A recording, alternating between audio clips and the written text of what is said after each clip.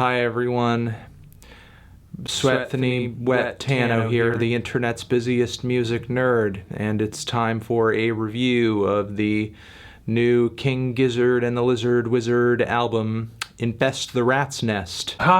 This is the latest full-length album from Australian rock band King Gizzard and the Lizard Wizard. And at this point, I am afraid to call them anything but a rock band. I mean, maybe even that at this point. Because with each new album, the band's sound becomes increasingly more difficult to pin down. From modernized blends of psychedelic rock and garage to electro boogie-woogie blues, the band has covered more musical bases in 10 years than most groups do in 30. And King Gizzard continues to expand their repertoire with the release of Infest the Rat's Nest, as this is their first foray into thrash metal. Yes, thrash metal. And even though King Gizzard is not formally a metal band, they have somehow come up with one of the better and more pleasing metal releases of the year. Because Rat's Nest isn't just some nerdy parody of thrash metal slapped together by a band who has no clue what they're doing. King Gizzard appears to not only have an appreciation for the stuff, but also a lot of reverence too. And I would say even by the more stringent standards of thrash metal, this record does pass the smell test. It's got those technical solos, speedy chugging riffs, wild pentatonic bass licks, some gruff lead vocals too. However, this album is not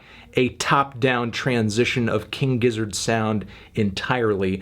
There are quite a few Gizzard-isms, if you've been listening to the band's records up until this point, that make their way into this record that gives it at least a bit of a similarity to much of what they've been doing up until this point. The vocals are a little campy in the way you might expect on a Gizzard album. The recording has this brittle, rough, vintage aesthetic to it, indicative of a time even before thrash metal. It's anachronistic in that sense, but in a way a continued appreciation for the era of hard rock and psychedelic rock and garage that obviously inspires much of what King Gizzard does. There are also some very trippy and freakish delays and sound effects worked into various parts of these songs too. It would not be a King Gizzard album without some zaniness and studio trickery. And of course it wouldn't be a Giz album without at least some kind of concept to it, as yes, the concept of this project runs much deeper than it simply being an embrace of thrash metal. Infest the Rat's Nest is somewhat of an environmentalist's sci-fi epic,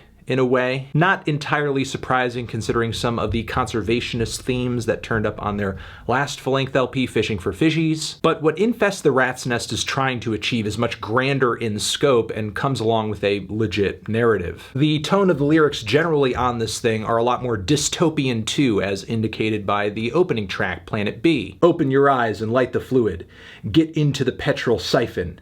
Low on meals, browning fields, bury children, urbanization, scarification, population exodus, there is no planet B, open your eyes and see. So the world is dying, there is this need for people to leave, but there is no planet B as this is the only planet that we have. Now, if this were reality, our planet dying and us dying with it would be the end of the story, but because this album is somewhat of a fantastical adventure, it goes on. As the story on this thing develops into a futuristic disaster piece of greed and disease as well as space travel. The song Mars for the Rich is essentially about the rich leaving Earth, going to Mars to live a better life for themselves, leaving all of the poor people to toil back on the blue planet. The lengthiest track on this LP is 7 minutes, which is pretty huge for this album because it's just 35, is the song Superbug, a track that's essentially about a horrible disease that is unstoppable by medicine or antibiotics, just ravaging the people of Earth. All of this hell on Earth leads a ton of people to leave the planet, those who have the ability to anyway, so they're exploring space, looking for a new place to exist,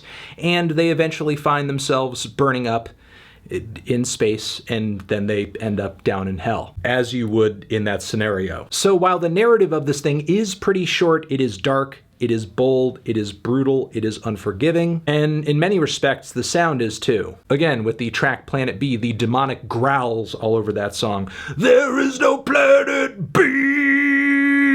The searing, distorted guitar riffs, the warm bass that really pops in the mix. I wish the drums did have more presence, but the balance of instrumentation isn't too much unlike a classic thrash album from the 80s, though the drum solo at the start of SELF-IMMOLATE is pretty insane. But even though King Gizzard does a great job of sticking to traditional thrash aesthetics, there is a griminess, a sliminess to it that you get on most King Gizzard albums that does make it feel familiar, does make it feel specific to them as a band. It's also worth noting that compositionally the band comes up with some pretty interesting and creative phases to work through each track here. Even the shorter tracks on this thing are pumped with ideas and incredibly fulfilling. They sound good too, like with the track Organ Farmer, the way the song pumps through these very crunchy, fast riffs. It's almost reminiscent of the time that the Misfits tried their hand at thrash metal a little bit on their Earth AD record. I also love the way the band built out longer moments on this thing, like Superbug, which has a lot of very slow, doomy, at least for the 70s, riffs that have a bluesy overtone to them, some Tony Iommi-esque hammer-ons and pull-offs coming out of the guitars too. It's very, very Black Sabbath. I also love the sped-up classic rock and roll riffs on Mars for the Rich too, the way that the track grooves at a very fast pace. It's almost Motorhead inspired. The song Perihelion is tasked with one of the catchiest choruses and melodic choruses on the entire record, and riffs that are some of the most oddly grooved out on the entire album.